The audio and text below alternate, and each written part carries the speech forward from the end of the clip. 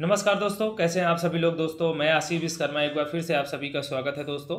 और दोस्तों रविवार सुबह 10 बजे जो हमारी क्लास करंट अफेयर की साप्ताहिक करंट अफेयर के रूप में होती है वो आज नहीं हो पाई। इसके लिए मैं माफ़ी चाहूँगा। आज वर्क की वजह से मैं बिजी रहा। तो आपको पता है समसामयिक की घटनाओं पर हम चर्चा करते हैं। आप सितंबर माह के करंट अफेयर पर ही साप्ताहिक करंट अफेयर के रूप में मैं आपको एक सेशन लेके आता हूँ हर एक रविवार को। ठीक है, तो फिर हम लोग आगे चलेंगे। तो देखेंगे पहला क्वेश्चन दोस्तों है कि सितंबर 2022 में एक जारी की गई है रिपोर्ट वैश्विक नवाचार सूचकांक 2022। इसमें कुछ निम्न कथन हमने बनाए हुए हैं। जैसे फर्स्ट में बोला है कि इस सूचकांक में स्विट्जरलैंड को शीर्ष स्थान मिला है। दूसरे कथन में पूछ रहा है कि भारत को 40वां स्थान प्राप्त है। तो दो कथन आपके सामने हैं और क्वेश्चन पूछा जा रहा है कि उपयुक्त कथनों में से कौन सा कथन सही होगा। तो चलते हैं आगे, हमारे ऑप्शन हैं और ऑप्शन के वजह से हम लोग ढूंढते हैं कौन सा ऑप्शन सही होगा। तो पहला कह रहा है केवल एक सही होगा, दूसरा कह रहा है केवल दो सही होगा, सी कह रहा है एक और दो दोनों सही होगा और डी ऑप्शन कह रहा है उपयुक्त में से कोई नहीं होगा। तो दोस्तों इसमें जो ऑप्शन होगा वो सही होगा सी नंबर। क्या होगा? C number. ठीक है, एक और दो दोनों सही है। आपको पता है कि शीर्ष स्थान में स्विट्जरलैंड प्रथम में है और यूएसए दूसरे नंबर में आता है। ठीक है, और भारत इस बार 40वां स्थान प्राप्त कर लिया है। इसी प्रकार यदि 2021 में बात करूं तो 2021 में उसने 46वां स्थान प्राप्त किया था। काफ़ी सुधार किया उन्होंने और 40वां स्थान प्राप्त किया है। उन्होंने सुधार की दृष्टि में अपना कदम आगे बढ़ाया है। चलते हैं, देखो ये इंडिया इनोवेशन, ये मोदी जी की तस्वीर आपको देख रहे हैं। इंग्लिश में ग्लोबल इनोवेशन इंडेक्स 2022 और जो भारत की पोजीशन आपको दिख रहा है ये बल्ब के रूप में 40वें स्थान पर है। ठीक है, चलते हैं आगे। आपको पता है कि ये जो रिपोर्ट है वो 29 सितंबर 2022 को रिपोर्ट जारी की गई है और कुल 132 देश लिए गए हैं जिनमें भारत का स्थान 40 मिला है। भारत का यदि स्कोर देखें तो 36.6 के रूप में रहा है और 2007 से लगातार प्रकाशित हो रही है रिपोर्ट, जिसमें इस बार का जो रिपोर्ट प्रकाशित हुई है उसमें ये 15वां संस्करण है। ये रिपोर्ट जो संस्था जारी करती है उसका नाम है बौद्धिक संपदा संगठन। ठीक है, WIPO द्वारा जारी किया जाता है हर वर्ष। एक संस्था है, इसी का नाम है बौद्धिक संपदा संगठन, जिसको WIPO बोलते हैं। यदि मैं बात करूं वही भारत को 2021 में जो स्थान मिला था वो 46 मिला था। क्या मिला था? 46। बात करेंगे कि 2022 की जो रिपोर्ट है इस वर्ष की क्या थीम रही है। तो what is the future of innovation driven of growth. ठीक है, ड्रिवन ग्रोथ है। फिर से एक बार पढ़ देता हूँ, what is the future of innovation driven growth है। ठीक है, एक बार दोहरा लीजिए आप सभी लोग। ठीक है, पूछ सकता है आपसे, थीम ही पूछ सकता है। यदि मैं शीर्ष देशों की बात करूं तो स्विट्जरलैंड प्रथम स्थान पर है, वहीं संयुक्त राज्य अमेरिका दूसरे स्थान पर है, स्वीडन तीसरे पर है, यूनाइटेड किंगडम जो है वो चौथे स्थान पर और नीदरलैंड जो है आपका 5वें स्थान पर है। दोस्तों मैं बात करूंगा वहीं अंतिम देशों में 132वां स्थान जो है वो गिनी ने प्राप्त किया, 131वें में इराक रहा, 130 में बरुंडी रहा, 129 में मारितानिया रहा और 128 में यमन रहा। तो इस प्रकार से गिनी ने सबसे अंतिम स्थान प्राप्त किया है इस इनोवेशन इंडेक्स 2022 में। ठीक है, चलते हैं आगे। दूसरा क्वेश्चन है दोस्तों कि विश्व पर्यटन दिवस से संबंधित कुछ कथन दिए गए हैं। ये 27 सितंबर 2022 को विश्व भर में मनाया जाता है दिवस। दूसरा कथन, 2022 में इस दिवस का मुख्य जो थीम रही है वो क्या है? तो पर्यटन पर पुनर्विचार, रीथिंकिंग टूरिज्म। ठीक है, रीथिंकिंग टूरिज्म है। तो इसमें क्वेश्चन क्या कह रहा है, उपयुक्त कथनों में कौन सा कथन आपका सही है। चलते हैं इनके कथनों पर जो हमने देखा है उनके ऑप्शनल भी देख लेते हैं कौन सा ऑप्शन दिए। केवल एक, केवल दो और सी नंबर में एक और दो और डी नंबर में उपयुक्त में से कोई नहीं। तो दोस्तों 4 ऑप्शन हैं, इन 4 ऑप्शनों में सभी लोग बताइए कि इसमें आपका आंसर कौन सा जा रहा है। तो इसमें मैं बताऊंगा जो ऑप्शन सही होगा वो सी सही होगा, एक और दो। 27 सितंबर को ये हर वर्ष जो है विश्व पर्यटन दिवस मनाया जाता है और जो इसकी थीम दी थी, ठीक है, इसकी जो थीम दी गई थी 2022 की, तो आपको मैंने बताया ये है रीथिंकिंग टूरिज्म। ठीक है, तो ये चीज़ आप लोग याद रखेंगे, दोनों ऑप्शन आपके सही होंगे, सी नंबर ऑप्शन। और कुछ पॉइंट्स देख लेते हैं इस प्रकार इनके प्रमुख तत्वों पर। देखो, मनाया जाता है 27 सितंबर 2022 को। यदि हम बात करें इस वर्ष की थीम की, तो आपको पता है पर्यटन पर पुनर्विचार के लिए है, रीथिंकिंग टूरिज्म। ठीक है। उद्देश्य क्या है इस दिवस को मनाने के पीछे? अंतर्राष्ट्रीय समुदाय में पर्यटन के महत्व और सामाजिक, सांस्कृतिक, राजनीतिक और आर्थिक मूल्यों में प्रति जागरूकता पैदा करना। इस वर्ष का मुख्य आधिकारिक जो समारोह है वो इंडोनेशिया, मतलब जो बाली शहर है वो इंडोनेशिया में पड़ता है। ठीक है। और ये दिवस संयुक्त राष्ट्र विश्व पर्यटन संगठन UNWTO द्वारा वर्ष 1980 में स्थापित किया गया था। ठीक है, आगे चले। अगले थर्ड नंबर क्वेश्चन की तरफ चलेंगे। और थर्ड नंबर क्वेश्चन कह रहा है दोस्तों कि हाल ही में किस देश ने NROL 91 जासूसी उपग्रह, इसका नाम याद कर लीजिए आप सभी लोग। NROL 91 जासूसी उपग्रह है, इसका सफलतापूर्व परीक्षण हाल ही में किसने किया? पहला ऑप्शन फ्रांस ने, दूसरा संयुक्त राज्य अमेरिका ने, तीसरा जर्मनी ने और चौथा चीन ने। सभी लोग बताइए कि इसमें कौन सा ऑप्शन सही होगा। तो दोस्तों इसमें जो ऑप्शन सही होगा वो बी नंबर ऑप्शन सही होगा। USA, संयुक्त राज्य अमेरिका ने अभी हाल ही में प्रक्षेपण किया है। ये है, देखो इस तरह से ये प्रक्षेपण किया गया है दोस्तों। ये जासूसी उपग्रह है, इस तरह से इसका सफल परीक्षण हुआ है। और आपको चित्र दिख गया तो आपको पता है कि मैप से हम पता लगा लेते हैं कौन सा देश किया है। तो जो परीक्षण किया है जासूसी उपग्रह का वो संयुक्त राज्य अमेरिका किया है। और प्रक्षेपण की जो तिथि रही है वो 24 सितंबर 2022 रही है। और प्रक्षेपण का जो स्थान रहा है वो कैलिफोर्निया रहा है। वेंडेनबर्ग स्पेस फोर्स बेस रहा है, जहां पर कैलिफोर्निया में स्थित है ये। ठीक है, सेंटर। और वहीं से इसका जो है प्रक्षेपण किया गया है। ठीक है। और बात करूं मैं जैसे एजेंसी की, तो US नेशनल रिकॉनेसेंस ऑफिस से ये किया गया है। चौथे क्वेश्चन की तरफ चलेंगे। और चौथा क्वेश्चन दोस्तों कह रहा है कि हाल ही में भारत ने देश का पहला फ्लेक्स फ्यूल आधारित वाहन किस देश से आयात किया है? तो पहला ऑप्शन है जर्मनी, दूसरा है इजराइल, तीसरा है ब्राजील और चौथा है जापान। तो ये चार ऑप्शन है, सभी लोग बताएं कि कौन सा ऑप्शन आपका सही होगा। तो जो ऑप्शन इसमें सही होगा वो सी नंबर सही होगा, ब्राजील। ठीक है, ब्राजील से आयात किया है भारत ने। तो ये देखो इस तरह की ये है कार आपको दिख पा रही है। ठीक है, व्हीकल। और ये है आपकी, आगे बात करेंगे कुछ प्रमुख तथ्यों पर। भारत का पहला फ्लेक्स फ्यूल वाहन तिथि 23 सितंबर 2022 को। प्रदानकर्ता जो देश है वो ब्राजील है।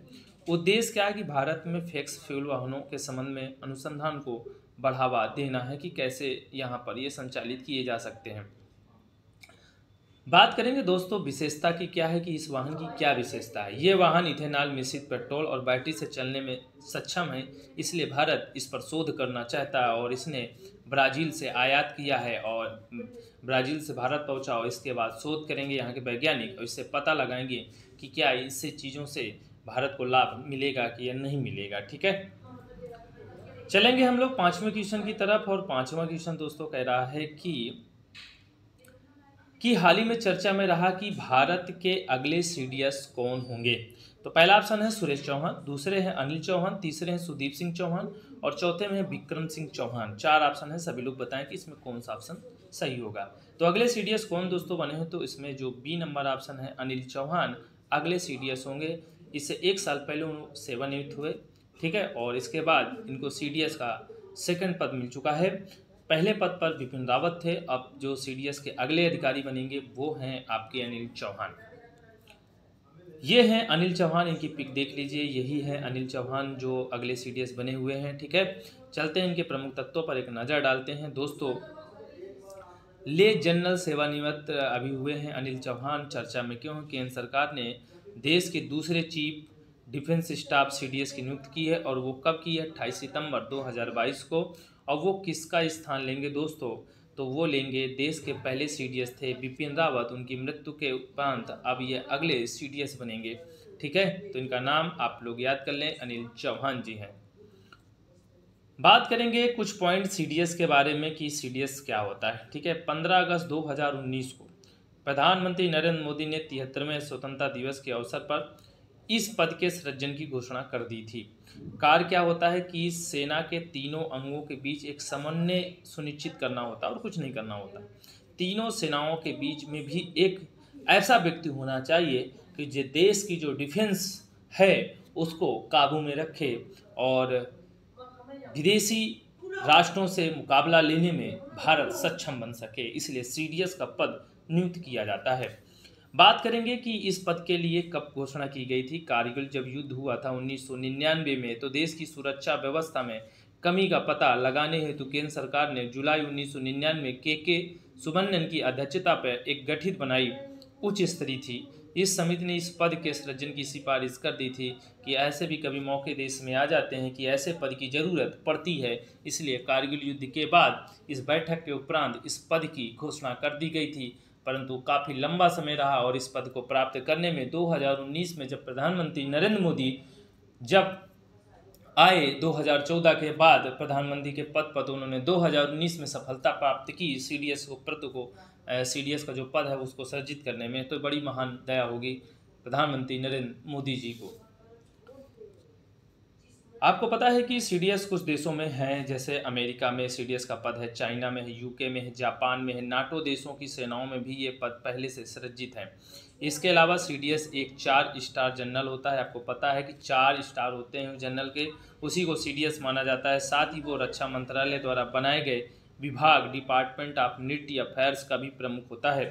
रक्षा मंत्रालय द्वारा एक विभाग बनाया जाता है जिसको कहते हैं डिपार्टमेंट ऑफ मिलिट्री अफेयर्स का भी प्रमुख होता है। ठीक है, चलते हैं अगले 6 नंबर क्वेश्चन की तरफ। और 6 नंबर क्वेश्चन दोस्तों कह रहा है कि सितंबर 2022 में कौन देश के नए महाधिवक्ता, जिसे महान्यायवादी और इंग्लिश में बोलते हैं अटॉर्नी जनरल, ठीक है, नियुक्त किए गए। पहला ऑप्शन मुकुल रोहतगी, दूसरा है आर वेंकटर मणि और दूसरा है तुषार मेहता और चौथा है अनिल भूषण।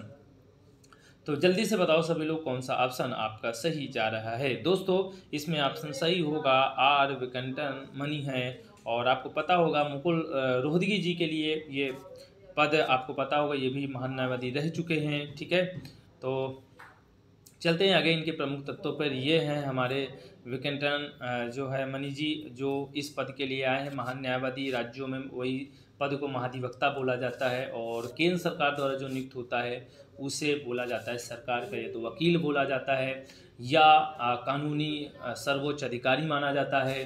ठीक है, कई रूपों में इस पद को नाम से जानते हैं हम लोग। ठीक है, चलते हैं आगे, इसके कुछ पॉइंट्स देखेंगे। सबसे पहले हम आर वेंकटन मणि को देखेंगे। ये वरिष्ठ अधिवक्ता उच्चतम न्यायालय से हैं। चर्चा में बात यह है कि देश के नए महाधिवक्ता अटॉर्नी जनरल नियुक्त किए गए हैं और इन्होंने केस का स्थान लिया है के वेणुगोपाल। ये 30 सितंबर से इनका पद समाप्त हो रहा था और अब अगले जो बने हुए हैं आर वेंकटर मणि, इनको 3 वर्ष के कार्यकाल के लिए नियुक्त किया गया है। और ये कब किया गया? 28 सितंबर 30 सितंबर से पहले केंद्र सरकार ने घोषणा कर दी है। और जो इनकी नियुक्त करता है वो करता है राष्ट्रपति। देश का जो प्रमुख पद होता है, देश का सर्वोच्च पद होता है राष्ट्रपति का, और राष्ट्रपति केंद्र सरकार की सिफारिश पर इस पद को लाता है आगे। क्योंकि आपको पता है कि ये सरकार के लिए काम करता है, भाई सरकार का वकील होता है, जहाँ जाएंगे सरकार के सारे काम जाएंगे तो वहाँ ये सरकार का पक्ष लेते हैं। ठीक है, इसलिए केंद्र सरकार अपने हिसाब से वकील करता है और राष्ट्रपति ये नियुक्त कर देता है। जो सिफारिश भेजी जाती है केंद्र सरकार की तरफ से वो राष्ट्रपति इसको नियुक्त के लिए घोषणा कर देता है कि इनको ये पद दे दिया जाए। क्या होता है अटॉर्नी जनरल, इस पर थोड़ी सी चर्चा हम करेंगे दोस्तों। ये केंद्र सरकार का प्रथम विधि अधिकारी होता है जो न्यायालयों में उसका पक्ष रखता है जाके। और आर्टिकल की यदि बात करें तो आर्टिकल 76 बहुत बार पेपर में आ चुका है। राष्ट्रपति द्वारा नियुक्त राष्ट्रपति के प्रसाद पर्यंत पद पर धारण करता है। बात करेंगे दोस्तों, उसे संसद के दोनों सदनों की कार्यवाही में भाग लेने का, बोलने का अधिकार होता है, परंतु कभी भी वोटिंग करने का अधिकार कभी नहीं रहा है। ठीक है, बोल सकता है, सदन पर कार्रवाई कर सकता है, भाग ले सकता है, परंतु आपको पता है वोटिंग नहीं कर सकता। चलते हैं अगले 7 नंबर क्वेश्चन की तरफ। और अगला 7 नंबर क्वेश्चन कह रहा है कि अगस्त 2022 में लो एल्टीट्यूड स्केप मोटर का सफलतापूर्वक परीक्षण किया गया। अब परीक्षण वर्ष 2030 में किस मिशन से संबंधित होगा? पहला चंद्रयान, दूसरा गगनयान, तीसरा मंगलयान और चौथा शुक्रयान।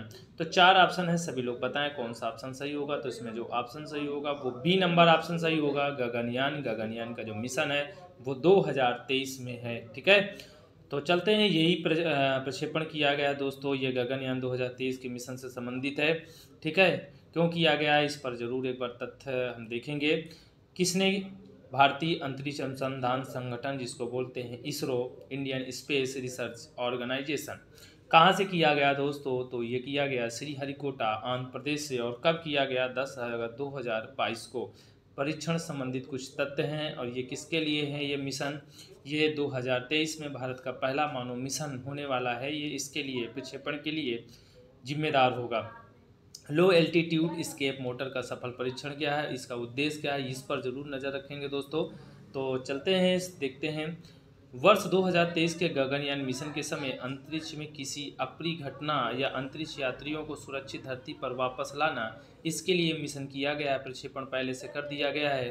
क्या 2030 में जब गगन यान का जो मिशन जाएगा, तो क्या ये जो हमारे अंतरिक्ष मानव अंतरिक्ष में जाएंगे जब ये गगन मिशन में, तो मानव की सुरक्षा को लेकर के बहुत अहम बात सोची गई। इसके लिए ये इसको लॉन्च किया गया, जिससे सारी हमें जानकारी पुख्ता टाइप के रूप में मिल जाए। ठीक है,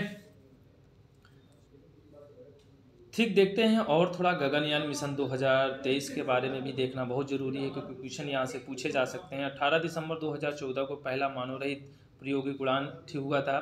भारतीय मानव युक्त अंतरिक्ष यान है दोस्तों, और जीवन काल सिर्फ 7 दिन का है। यान का वजन होगा 3.7 टन। यान को पृथ्वी की निम्न कक्षा लोअर ऑर्बिट में जो है इसको प्रक्षेपित किया जाएगा। ठीक है, और प्रक्षेपण यान मार्क 3 पर लॉन्च करने की योजना है। ठीक है, ये आप याद कर सकते हैं, एक प्रक्षेपण यान है मार्क 3, इसी से लॉन्च करने की योजना बन रही है दोस्तों। अंतरिक्ष यान में 3 लोगों को ले जाने के लिए डिज़ाइन किया गया है। तो आपसे पूछ सकता है कितने लोग ले जाने के लिए डिज़ाइन किया गया, तो सिर्फ केवल जो है वो 3 लोग हैं। चलते अगले 8 नंबर क्वेश्चन की तरफ। और 8 नंबर क्वेश्चन आज कह रहा है, वर्ष 2022 में अंतर्राष्ट्रीय तटीय स्वच्छता दिवस कब मनाया गया। पहला ऑप्शन 16 सितंबर, दूसरा 17 सितंबर, तीसरा 22 सितंबर और चौथा 13 सितंबर। 4 ऑप्शन है, सभी लोग बताएं कि कौन सा ऑप्शन आप सभी का सही जा रहा है। तो अंतर्राष्ट्रीय जो तटीय स्वच्छता दिवस है वो दोस्तों मनाया जाता है 17 सितंबर को, 17 सितंबर को। ठीक है, चलते हैं। ये है कोस्टल क्लीन अप और डेज मनाया जाता है 17 सितंबर को। चलते हैं इनके प्रमुख तत्व पर एक थोड़ा सा नज़र डाल लेते हैं। इस बार की जो थीम रही है, सबसे पहले देखेंगे स्वच्छ सागर सुरक्षित सागर, स्वच्छ तट सुरक्षित समुद्र। ठीक है, याद कर लो, स्वच्छ सागर सुरक्षित सागर, स्वच्छ तट सुरक्षित समुद्र। ठीक है, मनाया गया 17 सितंबर 2022 को। और ये दिवस प्रतिवर्ष सितंबर माह के तीसरे शनिवार को मनाया जाता है, ये भी आप याद कर सकते हैं। ये दिवस प्रतिवर्ष सितंबर माह के तीसरे शनिवार को मनाया गया है और इस बार 17 सितंबर को मनाया गया है। उद्देश्य क्या है, लोगों को समुद्र तटों के साफ करने, कचरे को हटाने के लिए प्रोत्साहित। आपको देखा है बहुत सारी तस्वीरें प्रधानमंत्री नरेंद्र मोदी की जो है तटीय भागों में कचरा उठाते हुए दिखाया गया है कि सभी लोग समुद्र में सुरक्षा क्या कहते हैं, समुद्र में जो साफ़ सफाई है उसको विशेष ध्यान रखें। ठीक है, बात करेंगे दोस्तों, इसमें महासागरों में प्लास्टिक के मलबे जा रहे हैं। प्रतिवर्ष 1 मिलियन से अधिक समुद्री जानवर नष्ट हो रहे हैं। तो हमें समुद्री जीव जंतुओं को भी बचाना हमारी बहुत बड़ी जिम्मेदारी है, उनका संरक्षण करना भी जिम्मेदारी है। राष्ट्र का भी प्रत्येक व्यक्ति का मूल कर्तव्य होता है और राष्ट्र की को बहुत बड़ी जिम्मेदारी होती है अपनी सुरक्षा को लेकर के। ठीक है, चलते हैं आगे। 9 नंबर क्वेश्चन की तरफ चलेंगे। 9 नंबर क्वेश्चन कह रहा है, ठीक है, सॉरी गलत लिख गया है। सितंबर 2022 में विश्व बांस दिवस कब मनाया गया दोस्तों। तो सितंबर 2022 में जो विश्व बांस दिवस मनाया गया है वो कब मनाया गया है। पहला ऑप्शन है आपके पास 12 सितंबर, दूसरा ऑप्शन है आपके पास 19 सितंबर, तीसरा है 8 सितंबर और चौथा है 18 सितंबर। तो सभी लोग बताएं कि कौन सी डेट को ये बांस दिवस मनाया जाता है विश्व भर में। ठीक है, तो इसमें जो ऑप्शन सही होगा दोस्तों वो सही होगा आपका जो है 18 सितंबर को। 18 सितंबर को प्रत्येक वर्ष विश्व बांस दिवस मनाया जाता है दोस्तों। ठीक है, चलते हैं इनके प्रमुख तत्वों पर बात करते हैं। विश्व बांस दिवस, वर्ल्ड बम्बू डे जो मनाया जाता है वो 18 सितंबर 2022 को मनाया जाता है। बांस को हरा सोना भी कहा जाता है। क्या उद्देश्य बांस के बारे में जागरूकता को बढ़ाना, रोज़मर्रा के जीवन में इसके उपयोग को भी आगे बढ़ाना, क्योंकि प्रत्येक व्यक्ति, बहुत सारे ऐसे हमारे राज्य हैं जहाँ पर आज भी लोग बांसों पर आधारित हैं। उनका जीवन यापन इसी क्या कहते हैं, ये बांस एक रोजगार है, ठीक है, इसी से सारी चीज़ें बनाकर बेचते हैं और इनका जीवन यापन इसी से पे सब निर्भर है। तो ये ज़रूर इसको बढ़ावा देना चाहिए, जिससे सरकार और प्रत्येक व्यक्ति को, जिससे इनके जीवन यापन में कोई खतरा उत्पन्न न हो सके। ठीक है, चलते हैं आगे। 10 नंबर क्वेश्चन देखेंगे। 10 नंबर क्वेश्चन कह रहा है कि सितंबर 2022 को कौन सा केंद्र शासित प्रदेश भारत का पहला स्वच्छ सुजल प्रदेश बन गया? तो पहला ऑप्शन पांडिचेरी, दूसरा अंडमान निकोबार द्वीप समूह, तीसरा लक्षद्वीप और चौथा है चंडीगढ़। सभी लोग बताएं कौन सा ऑप्शन सही है। तो इसमें जो ऑप्शन सही होगा वो बी नंबर ऑप्शन सही होगा। अंडमान और निकोबार द्वीप समूह, इनको पहला स्थान मिला है और दूसरा स्थान जो मिला है वो पांडिचेरी को मिला है। भारत का पहला स्वच्छ सुजल प्रदेश, वो भी केंद्र शासित प्रदेश के रूप में, अंडमान निकोबार द्वीप समूह को।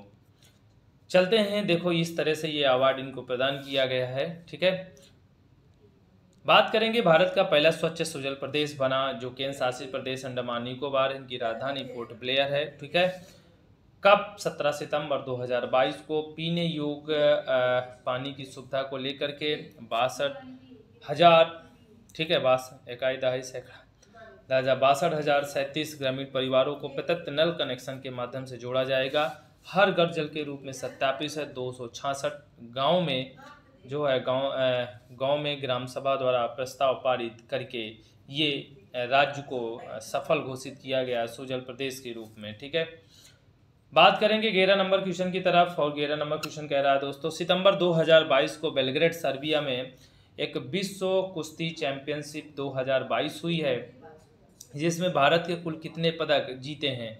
तो पहला ऑप्शन है आपके पास एक रजत और एक कांस्य पदक। दूसरा ऑप्शन है दोस्तों इसमें एक रजत पदक और 2 कांस्य पदक।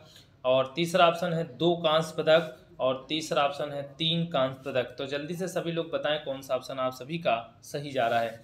तो ऑप्शन इसमें जो सही होगा वो दोस्तों 2 कांस्य पदक भारत ने प्राप्त किए हैं। 2 कांस्य पदक भारत ने 2 पदक प्राप्त किए हैं और दोनों पदक जो है कांस्य पदक हैं जो है, ठीक है ना, ब्रॉन्ज है। ठीक है, आगे बात करेंगे हम लोग। देखो आपको पता है कि ये दोनों की तस्वीर यदि आप लोग देख पा रहे हैं तो आपको लोग पता होगा कि ये कौन होंगे। तो ठीक है, तो आपको पता है कि ये आयोजन जो है वो कहाँ हुआ है दोस्तों। तो ये आयोजन सबसे पहले विश्व कुश्ती चैंपियन 2022 में कहाँ, किस तारीख को, 10 सितंबर से 18 सितंबर 2022 तक हुआ है। और भारत द्वारा विजित पदक सिर्फ केवल 2 कांस्य पदक के रूप में आए हैं।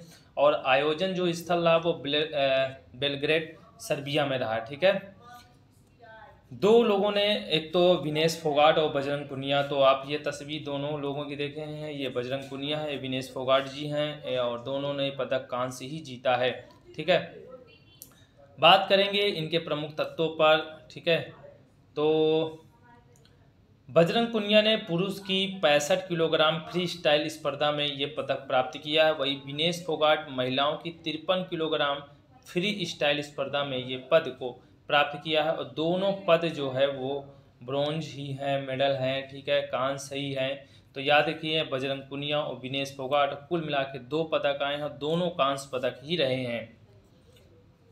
बात कर लेते हैं कि भारत का जो स्थान रहा वो कितना रहा दोस्तों। तो पहले स्थान पर संयुक्त राज्य अमेरिका, जिसमें 7 स्वर्ण और 6 रजत, जिसमें 2 कांस्य पदक मिलाकर के उनके पास जो है टोटल जो है 15 पदक प्राप्त किए हैं। वही जापान ने दूसरा स्थान प्राप्त किया, जिसमें 7 स्वर्ण पदक हैं, 1 रजत पदक है और कांस्य पदक 5 हैं। कुल मिला के 13 पदक उनके बने हुए हैं। इसके बाद तीसरे स्थान पर तुर्की है, जिनमें उन्होंने स्वर्ण के लिए 4 पदक जीते हैं और रजत पदक जो है बिल्कुल नहीं रहा उनके लिए, और कांस्य पदक 3 मिलाकर के कुल टोटल 7 पदक रहे हैं। वहीं यदि हम भारत की बात करें तो भारत ने दोस्तों जो है ना तो स्वर्ण जीता ना तो रजत जीता, सिर्फ केवल 2 कांस्य पदक लाए हैं विनेश फोगाट और बजरंग पुनिया के द्वारा। भारत को 2 पदक प्राप्त हुए हैं, सिर्फ केवल कांस्य। चलते हैं अगले 12 नंबर क्वेश्चन की तरफ। और 12 नंबर क्वेश्चन कह रहा है सितंबर 2022 को प्रधानमंत्री नरेंद्र मोदी ने भारत में नामीबिया, जो अफ्रीका में एक देश पड़ता है, वहां से जंगली चीतों को नेशनल पार्क में छोड़ा। कौन सा नेशनल पार्क है? तो पहला बांधवगढ़ नेशनल पार्क, दूसरा पन्ना नेशनल पार्क, तीसरा कुनो नेशनल पार्क, चौथा सतपुड़ा नेशनल पार्क। तो सभी लोग जल्दी से बताएं कौन सा ऑप्शन आप सभी का सही जा रहा है। तो ऑप्शन जो सही होगा दोस्तों इसमें सी नंबर ऑप्शन सही होगा, कुनो नेशनल पार्क। कुनो नेशनल पार्क, ये कुनो शब्द क्यों आया? क्योंकि चंबल की एक सहायक नदी है कुनो, और कुनो पर ये कुनो नेशनल पार्क बनाया गया है। और कुनो नेशनल पार्क में नामीबिया से जो है 8 चीते लाए गए हैं, जिसमें 5 मादा हैं और 3 नर हैं। ठीक है, सॉरी 5 मादा हैं और 3 नर हैं। ठीक है, तो चलते हैं और थोड़े से प्रमुख तथ्य भी देख लेते हैं। भारत में चीतों का आगमन हुआ है, चीते लाए गए हैं नामीबिया अफ्रीका के देश से। भारत में पेश किया गया है प्रोजेक्ट चीता, मांसाहारी बड़े जंगली जानवरों के अंतर महाद्वीपीय स्थानांतरण की विश्व की पहली परियोजना के तहत। ये परियोजना विश्व की पहली ऐसी परियोजना है जो स्थानांतरण से संबंधित है, एक स्थान से दूसरे स्थान पर जानवरों को ले जाने के लिए और वहाँ उनकी जो है उपलब्ध करने के लिए विलुप्त हो रहे जानवरों को फिर से नए उभार के रूप में उन जानवरों को लाने के लिए। तो आपको पता है लाए गए चीतों की संख्या में सिर्फ केवल 8 रही है, जिनमें 5 मादा रहे हैं और 3 नर रहे हैं। तो ये याद रखिए आप लोग। बात करें जंगली चीतों को छोड़ा गया, तो प्रधानमंत्री नरेंद्र मोदी ने अपने जन्मदिन के अवसर पर यह बहुत बड़ा कदम उठाया। और 17 सितंबर को आपको पता है प्रधानमंत्री नरेंद्र मोदी का दिवस मनाया जाता है, जन्मदिन मनाया जाता है। और ये कहाँ प्रधानमंत्री नरेंद्र मोदी ने शिफ्ट करने की योजना बनाई थी? वो है कुनो नेशनल पार्क, जो मध्य प्रदेश में श्योरपुर जिले में स्थित है। ठीक है, आगे चलते हैं। बात करेंगे हम लोग टाइगर की बात में। भारत के टाइगर विस्तारित 18 राज्यों के लगभग 75,000 वर्ग किलोमीटर के क्षेत्र में फैले हुए हैं। बाघ रहते हैं विश्व के लगभग 75%। वर्तमान में सिर्फ केवल बाघ जो रिजर्व हैं वो हैं आपके 52।